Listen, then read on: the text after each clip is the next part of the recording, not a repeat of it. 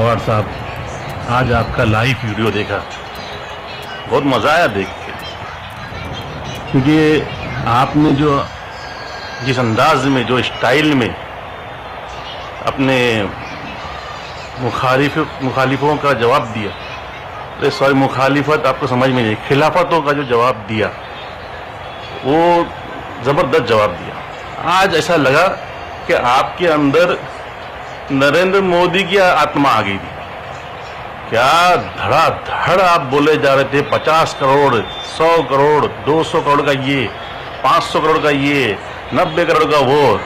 लेकिन साहब, इतने सब करोड़ों सब जाते किधर पता नहीं चलता है, एक भी चीज़ जगह पे नहीं है। फिर आप चले गए लाइव कब्रिस्तान के उधर पे, वहाँ बोलने लगे कि 9 फुट की भरनी। बात तो सही है, 9 फुट की भरनी है, 9 साल हुआ आपको आके, 9 साल में 9 फुट की भरनी आसान काम है क्या? इन लोगों को समझता नहीं ना साहब, 1 साल में 1 ही फुट की भरनी होगी ना, काय के लिए खाली हर टाइम पे कब्रिस्तान लेके आते, मेरे समझ में नहीं आता।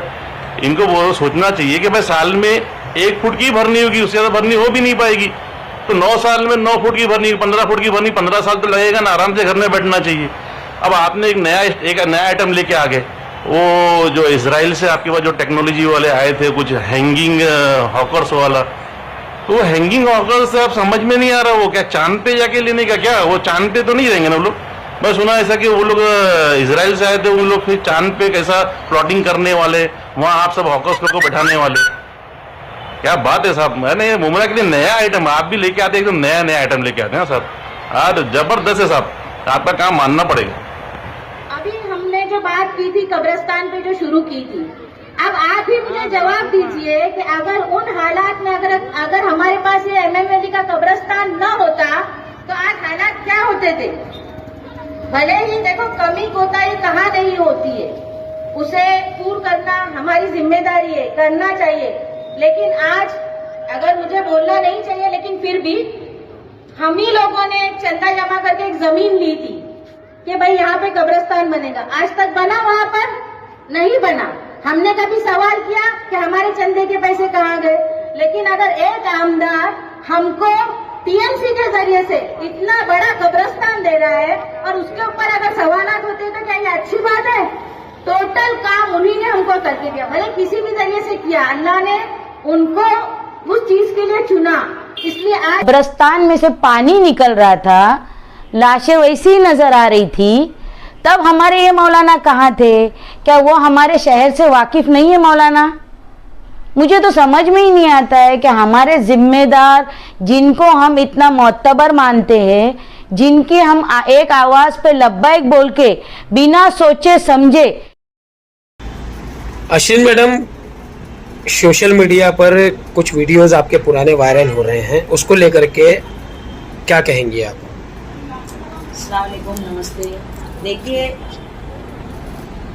मैं ज्यादा तो कुछ नहीं कहना चाहती हूँ, क्योंकि अभी आप किस बारे में बात कर रहे हैं पहले तो वो नहीं समझ रहे हैं। लेकिन हाल फिलहाल में भी थोड़ी देर पहले एक वीडियो मेरे पास भी आई कमर भाई की, मैं उस पर बोलना चाह रही हूँ। और इसके अलावा भी बहुत सारी वीडियो होगी। देखिए, हमने 15 साल उनके साथ निकाला है, तो 15 साल में तो बहुत सारी ऐसी बातें हुई होंगी। लेकिन मुझे अफसोस इस बात का है कि ये वही कमर भाई है जो किसी वक्त हमारे कौम की रहबरी करने के लिए बात कर रहे थे, सच्चाई की तरफ आने की दावत दे रहे थे। और आज मेरे समझ में ही नहीं आ रहा है कि अचानक में उनको ऐसा क्या हो गया कि वो मेरी वीडियो बना के डाल रहे थे और ये बता रहे कि मुझे लिफाफा मिला है। अल्हम्दुलिल्लाह, अगर लिफाफा लेना रहता तो आज 6 नगर सेवक की जिम्मेदारी अकेली निभा रही हूँ। वार्ड नंबर 32 में मैं अकेली हूँ फिलहाल। चलो, मेरे साथी है, वसीम गुड्डू है, अजीज भाई है, रफीक भाई है और पापा है जो शिवाजी नगर में रहते हैं, मयूर भाई है। लेकिन इनके साथ में मैं वाहिद, मतलब एक्स नगर सेविका बोलकर मैं अपने पैनल की अकेली हूँ। लेकिन कहीं पे भी हमने जाना नहीं छोड़ा। उसके अलावा ये कहते हैं कि कभी वार्ड में नहीं दिखे। अगर वार्ड में नहीं दिखती तो आप तो पत्रकार हो, फिर मुझे पहचानते ही नहीं थे।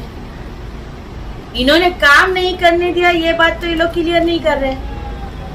लेकिन अफसोस हो रहा है ना कि आज जिनको हम इज्जत देते हैं और वही लोग आज अगर हमको बदनाम कर रहे हैं कि अगर हक पे आ जाओ तो आप बदनाम करने निकलोगे। समझ में ही नहीं आ रहा है मेरे। कुछ लोगों का आरोप ये भी है कि जो चीजें आपने शरद पवार गुट में बोली थी वही चीजें आप सेम यहाँ पे बोल रही हैं।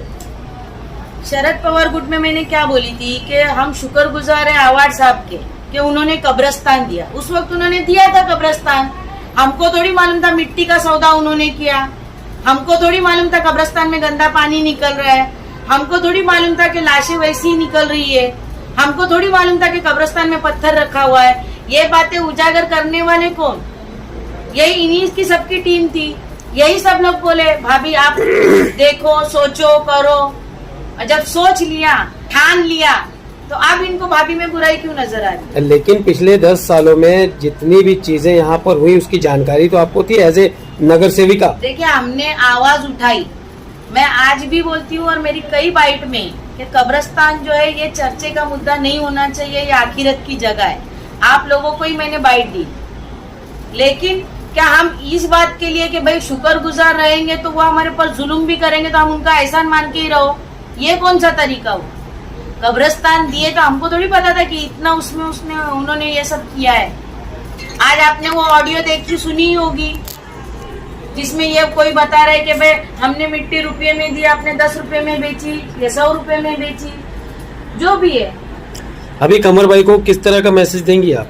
नहीं देखिए वो मेरे भाई है, मैं सिर्फ उनको इतना ही कहूंगी कि बराए मेहरबानी आप गुमराह मत हो, और जो शहर के वाकई में मुद्दे हैं जो आपने आपके करीब से देखे हुए, जिसके ऊपर आपने माइटी के अधिकार डाले थे, आपने उनके खिलाफ आवाज उठाई थी, तो गुमराह होकर सिर्फ बीजेपी के नाम पे कोई अगर आपको गुमराह कर रहा है और इस तरीके का काम करा रहा है, तो मेरे ख्याल से आज अजीत दादा ने जो बाइट दिया है आप उसको भी अच्छी तरीके से सुनिए कि मुमरा शहर के लिए क्या क्या आने वाला है और क्या क्या मिलने वाला है, और वो भी कुछ ख्याली पुलाव ना हैंगिंग मार्केट के जैसा, अल्हम्दुलिल्लाह एक अच्छी चीज मिलने वाली। भाभी और तोरण को तो पूरी तरीके से हटाने की बात की है। मैडम चुनाव जब करीब आता है तो बड़े बड़े नेता बड़े बड़े दावे तो कर लेते हैं, जैसे अभी अजीत दादा पवार ने भी एक दावा किया है कि अगर नजीब जीत गया तो 400 करोड़ वो मुमरा के वासियों को देंगे, और यहाँ पर 3,000 करोड़ मुमरा वासियों के लिए लाएंगे और मुमरा में डेवलपमेंट करेंगे। आप एक चीज समझिए, आज सेक्युलर पार्टी जो खुद को बोलती है उसने मुस्लिम कैंडिडेट कितने मतलब सीट दिए, कितनी लोगों को टिकट दिया? अजीत पवार ने हमारे 6 उम्मीदवार उतारे हैं, एक MLC दिया है, तो और क्या आपको सबूत चाहिए इन सब बातों का? नीतीश राणे की आवाज बंद कर दी, विशालगढ़ का जो हादसा हुआ वहां पहुंच के वहां के लोगों को रिलीफ दिलाया है, इससे ज्यादा आपको और क्या चाहिए सबूत? अभी इस सब मैटर पर MIM भी बहुत आवाज उठाती है, और MIM के कैंडिडेट सैफ पठान भी कलवा मुमरा विधानसभा से इलेक्शन लड़ रहे हैं, तो उसको लेकर आपको क्या लगता है कि जैसे ही सैफ पठान मुमरा में आवाज उठाते हैं उनका भी ये कहना है कि अगर हम जीतते हैं तो हम तोरण को खत्म कर देंगे, यहाँ से हटा देंगे, तो आपको क्या लगता है? देखिए मैं किसी की बुराई नहीं करना चाहती, हमारा सैफ बहुत अच्छा है, अगर मुझे लगता कि कहीं से उसको उम्मीद है तो मैं उसका साथ भी देती, मैं खुले अल्फाज में कहती, मुझे किसी से कोई ऐतराज नहीं।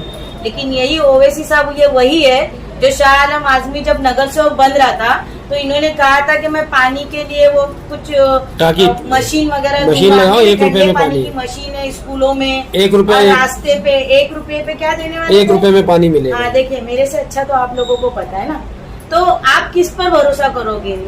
नजीब ने आने से पहले ही इतने करोड़ रुपए बजट लाया, काम करा के दिखा रहा है, तोरण भगा रहा है। इन्होंने तो कहा ही नहीं कि हम तोरण को भगाएंगे, ये तो क्या बोले हम मीटर चेंज करेंगे। तो आपको क्या चाहिए? शहर के लोगों को रिलीफ चाहिए, या किसने कितना बोझ का लिया है, किसने कितना पैसा लिया है, या किसको छोटा लिफाफा है, किसी को बड़ा लिफाफा है? लिफाफे लेने रहते हैं तो पता है कि आज की तारीख में कौन लिफाफे ले लेके घूम रहा है और कौन धमकियां दे रहा है। सैफ पठान का ये भी कहना है कि 15 साल मिल के लोग चोरी किए, अब बोल रहे हैं कि हम आपके मोमिन भाई हैं और टोरेंट को भगाएंगे, उस पर आप क्या कहेंगे? देखिए कैसा है ना, वो सैफ है बराबर, उसको बेचारे को जितनी मालूमात है उतनी बात कर रहा है। अभी कैसा है, एक ही हमाम में सब बोलते ना ऐसी बात है, अब उस पर चर्चा करें, और पूरी अगर टोकरी में अगर एक आम खराब है तो सबको आप पूरी टोकरी को खराब बोलोगे क्या? आप मालूमात लो, अगर हमने गलत किया है तो उसके ऊपर आप उजागर करो। और देखिए हम छोटे मोटे नगर से हो गए, हम कोई बड़े ऐसे आमदार नहीं थे, और कोई हमारे सामने अपोजिशन भी नहीं था।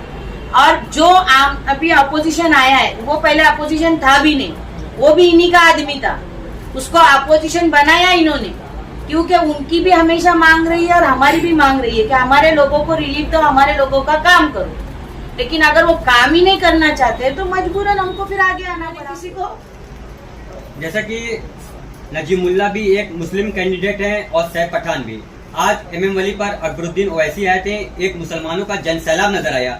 क्या अकबरुद्दीन ओवैसी के आने के बाद आपको कोई फर्क नजर आता है कि नजीमुल्ला को कुछ वोट कम पड़ेंगे मूरा से?